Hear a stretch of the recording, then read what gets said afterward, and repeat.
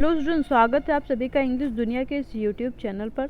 आज हम पढ़ने जा रहे हैं क्लास 12 का पहला chapter the last lesson by Alphonse Daudet. तो इससे पहले कि हम अपने चैप्टर को स्टार्ट करें, एक बार साथ में बोलते हैं, इंग्लिश दुनिया में आए हैं तो कुछ सीख के जाना है, बाहरी दुनिया में अगर आपको सफलता पाना है। So let's start. सो देखिए, इससे पहले कि हम आप अपना ये चैप्टर स्टार्ट करें, आप लोगों को एक बहुत ही बड़ी इन्फॉर्मेशन देनी है और वो इन्फॉर्मेशन आपके बोर्ड यूपी बोर्ड एग्ज़ाम से रिलेटेड है।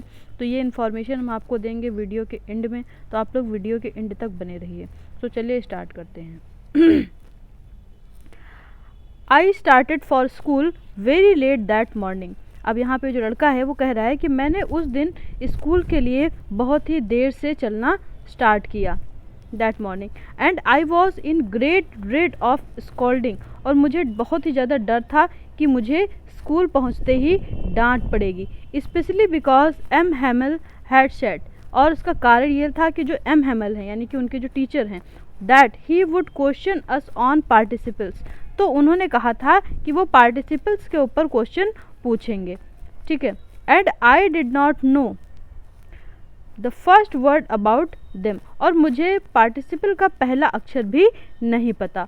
For a moment I thought of, एक समय के लिए मैंने सोचा, I thought of running away and spending the day out of the doors. मैंने सोचा कि मैं यहाँ से भाग जाऊँ और कहीं बाहर जा कर के अपना समय बिताऊँ। It was so warm so bright. बाहर का जो मौसम था वो कैसा था? बहुत ही वार्म था, बहुत ही ब्राइट था, चमकीला था। द बर्ड्स वर चिरपिंग, जो चिड़ियाँ हैं वो चहचहा रही थी। At the edge of the wood, यानी कि जो पेड़ों की जो लकड़ियाँ हैं उनके ऊपर बैठ करके, उनके किनारों पे बैठ करके चहचहा रही थी। And in the open field back of the सॉमिल। सॉमिल means होता है जहाँ पे लकड़ी काटने का काम होता है, आरा मशीन, ठीक है। तो वहीं पे जो उसी जो फील्ड है जहाँ पे सॉमिल है, उसी के पीछे the Persian soldiers were drilling. वो क्या कर रहे थे? एक्सरसाइज कर रहे थे। It was all much more tempting than the rules for participles, but I had the strength to resist and hurried off to school.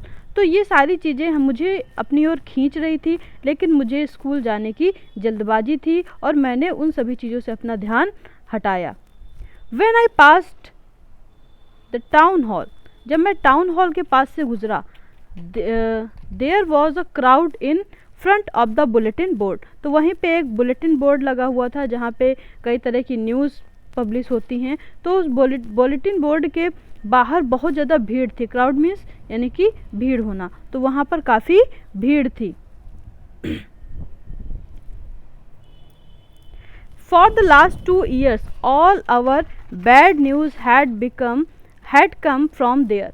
तो पिछले 2 सालों से जितनी भी बैड न्यूज़ आती थी वो इसी बुलेटिन बोर्ड से आती थी। द लॉस्ट बैटल, युद्ध के हारने की news.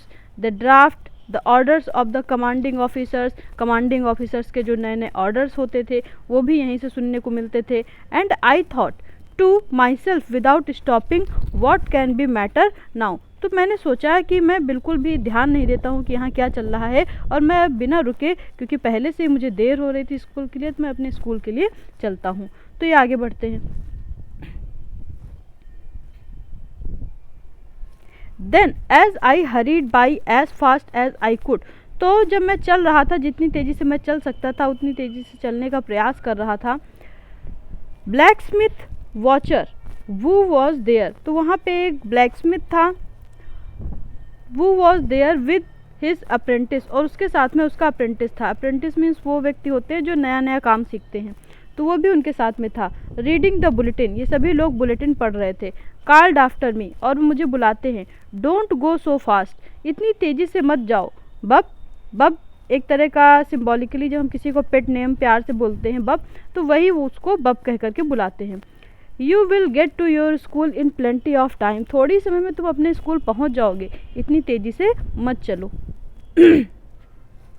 I thought he was making fun of me, मैंने सोचा कि ये मेरे साथ मजाक कर रहा है। And reached M Hamel's little garden all out of breath, बिना सांस लिए मैं तुरंत ही, मतलब इनकी सांस फूल रही थी, ये इतनी जल्दी के साथ एम हेमल के गार्डन पहुंच गए। यूजुअली व्हेन स्कूल बिगिन, ऐसे तो यूजुअली ये होता था कि जब स्कूल स्टार्ट होता था, देयर वॉज अ ग्रेट बसल, तो वहाँ पे बहुत तरह की आवाज़ें आती थी, which could be heard out of the street, जो बाहर सड़क से ही सुनी जा सकती थी। The opening and closing of desk, desk के खुलने और बंद होने की। लेसन रिपीटिंग इन यूनिसन, यानी कि एक स्वर में आवाज़ को, चैप्टर को रिपीट करने की। Very loud with our hands over our ears to understand better, और इतनी तेज ये आवाज़ होती थी कि हमको सुनने में भी तकलीफ होती थी। And the teacher's great ruler rapping on the table, और जो टीचर हैं वो अपनी रूलर को लगातार टेबल पे पटकते रहते थे। But now it was all so still, लेकिन अभी क्या है, ये सब कुछ बहुत ही शांत है। I had counted on the commotion to get to my desk without being seen, मैंने प्रयास किया कि मैं चुपके से अपने डेस्क पे पहुंच जाऊं और मुझे कोई देख ना पाए, नहीं तो मुझे डांट पड़ेगी। But of course that day everything, तो आगे जब पहुंचते तो देखते हैं क्या हुआ। Had be as quiet as Sunday morning, school में सब कुछ इतना शांत था जैसे कि संडे मॉर्निंग को सब कुछ बहुत ही शांत होता है। Through the window I saw my classmate, window से, खिड़कियों से मैं अपने क्लासमेट्स को देख सकता था। ऑलरेडी इन देयर प्लेसेस, वो सभी अपनी अपनी जगह पे पहले से ही बैठे थे। And M Hamel walking up and down with his terrible iron ruler, तो एम हेमल जो हैं वो अपनी आयरन रूलर को लिए हुए इधर उधर वॉक कर रहे थे। Under his arm I had to open the doors and go before everybody, अब मुझे दरवाज़ा खोल करके आप सबके सामने पहुंचना था। You can imagine how I blushed, तो आप समझ सकते हैं कि मैं किस तरह से ब्लश किया हूँ। वैसे तो ब्लश मीन्स होता है मुस्कुराना, मगर यहाँ पे उनको इतनी शर्म से मुस्कुरा रहे थे। And how frightened I was, और मैं बहुत ही ज़्यादा डरा हुआ था। But nothing happened. M Hamel saw me and said, M Hamel ने मुझे देखा और कहा, वेरी काइंडली, बड़े ही प्यार से कहा, go to your place quickly, कि जाओ जाकर के अपने स्थान पर बैठ जाओ। लिटिल फ्रेंच, छोटे से friends, we were beginning without you, हम तो तुम्हारे बिना ही चैप्टर स्टार्ट करने जा रहे थे। आई jumped over the bench and set down at my desk, अब मैं जल्द ही से पहुंचा और जाकर के अपने डेस्क पे बैठ गया। Not till then when I had got a little over my fright, जब मैं थोड़ा सा अपने डर से बाहर आया। डिड आई सी, तो मैंने क्या देखा। That our teacher had on his beautiful green coat, कि हमारे जो टीचर हैं उन्होंने एक ब्यूटीफुल ग्रीन कलर का कोट पहन रखा है। हिज फ्रिल्ड, और वो जो कोट है उसमें फ्रिल्ड यानी कि जो झालर टाइप की लगी हुई है, क्या शर्ट, जो शर्ट है वो फ्रिल्ड है यानी कि उसमें झालर लगी हुई है। And the little black silk cap, और उन्होंने एक सिल्क की कैप पहन रखी है, ऑल एम्ब्रॉयडर्ड, जो कि पूरी कढ़ी हुई है। That he had never wore except on inspection and prize day, तो इस तरह के कपड़े वो या तो तब पहनते हैं जिस दिन कुछ जांच होनी होती है, या तो तब पहनते हैं जब प्राइज डिस्ट्रीब्यूशन होता है। Beside the wool school seemed so strange, और पूरा स्कूल ही बड़ा ही अजीब सा दिख रहा है। सोलेम, सब कुछ बहुत शांत है। बट द थिंग दैट, लेकिन जो एक चीज़ थी, दैट सरप्राइज्ड मी, जिसने मुझे सरप्राइज कर दिया, most was to see on the back benches, वो क्या था, जब मैंने पीछे की सीटों को देखा, दैट वर ऑलवेज एम्प्टी, जो हमेशा खाली रहती थी। द विलेज पीपल सिटिंग, तो वहाँ पर क्या है, विलेज के जो पीपल हैं वो चुपचाप बैठे हुए, क्वाइटली लाइक आवर सेल्फ, जैसे कि हम सभी शांत बैठे हैं, वैसे ही विलेज के कुछ गांव के जो कुछ लोग हैं वो वहाँ पे बैठे हुए हैं। उनमें से कौन कौन है, एक है old Hauser with his 3 cornered hat, उसने अपनी 3 कॉर्नर्ड की हैट पहन रखी है। और कौन है, द फॉर्मर मेयर, और वहाँ पे मेयर बैठे हुए हैं एक। द फॉर्मर पोस्ट मास्टर, और वहाँ पे पोस्ट मास्टर बैठे हुए हैं। एंड सेवरल अदर बिसाइड, और भी कुछ लोग गांव के वहाँ पे पुराने ज़माने के लोग वहाँ पे बैठे हुए हैं। एवरीबडी लुक्ड सैड, सभी लोग बहुत ही उदास हैं। And Hauser had brought an old primer, और जो हाउसर हैं वो अपना पुराना एक प्राइमर लेके आए हैं। पुराना प्राइमर मतलब जिस पर वो पहले समय में पढ़ा करते थे। Thumbed at the edge and he held it open on his knees, वो पूरी तरह से पुराना हो चुका है, हर कोने से फट चुका है, और उसे उन्होंने अपने पैरों पर रखकर खोल रखा है। With his great spectacles lying across the pages, और बड़े बड़े चश्मे पहन करके उस पेजेस को वो बार बार पलट रहे हैं। While I was wondering about it all, मैं समझ ही नहीं पा रहा था कि ये सब क्या हो रहा है। M Hamel mounted his chair, तभी एम हैमल अपनी चेयर को घुमाते हैं, and in the same grave and gentle tone which he had use to me, बड़े ही प्यार से, जैसे उन्होंने मुझसे बड़े प्यार से बोला था, वैसे ही कहते हैं। Said my children this is the last lesson I shall give you, the order has come from Berlin to teach only German in the school. तो वो कहते हैं कि हमारा ये अंतिम लेसन है जो हम आपको पढ़ाने जा रहे हैं इस भाषा में, क्योंकि बर्लिन से एक नया नियम आया है, एक ऑर्डर आया है कि अब से स्कूल में केवल जर्मन लैंग्वेज ही पढ़ाई जाएगी। Of Alsace and Lorraine the new master come tomorrow, और कल आपके नए टीचर आएंगे जो आपको ये भाषाएं पढ़ाएंगे। This is your last French lesson, और आपका फ्रेंच लैंग्वेज का ये लास्ट लेसन है, इसके बाद कभी भी फ्रेंच लैंग्वेज आपके स्कूल में नहीं पढ़ाई जाएगी। I want you to be very attentive, और मैं चाहता हूँ कि इस लास्ट लेसन को आप लोग बहुत ही ध्यान से पढ़ें। आप समझ में आया होगा आप लोगों को कि लास्ट लेसन का सेंस क्या था। व्हाट अ थंडर क्लैप, बहुत ही जोरों से तालियों की आवाज़ आती है। These were to me on the wretches that was that they had put up at the town hall. My last French lesson. Why I hardly knew how to write.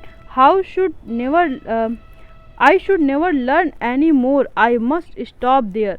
Then, oh, how sorry I was for not learning my lesson. अब मुझे बहुत ज़्यादा guilt feel हो रहा था कि मैंने अभी तक अपनी पढ़ाई को सीरियसली क्यों नहीं पढ़ा, अभी तक उसको सीरियसली क्यों नहीं लिया। अब जब ये लास्ट लेसन है तो मैं सोच रहा था कि मैं कितना ज़्यादा पढ़ लूँ और कैसे सब कुछ सीख लूँ। फॉर सीकिंग बर्ड्स एग्स और going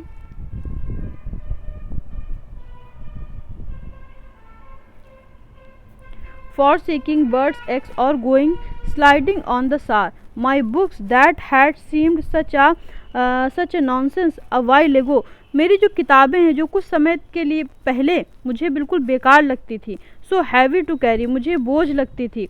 My grammar and my history of the saints were old friends now that I could give up. जो मेरी हिस्ट्री की बुक है, जिसको मैं बिल्कुल ग्रामर को जिसको मैं छोड़ चुका था, जिसको मैं पढ़ना नहीं चाहता था, वो मुझे अब मेरी फ्रेंड्स की तरह लग रही हैं। And M Hamel to the idea that he was going away that I should never see him again, और ये आइडिया कि एम हैमल हमें छोड़कर अब चले जाएंगे और हम उनको दोबारा नहीं मिल पाएंगे, made me forget all about his ruler and how cranky he was.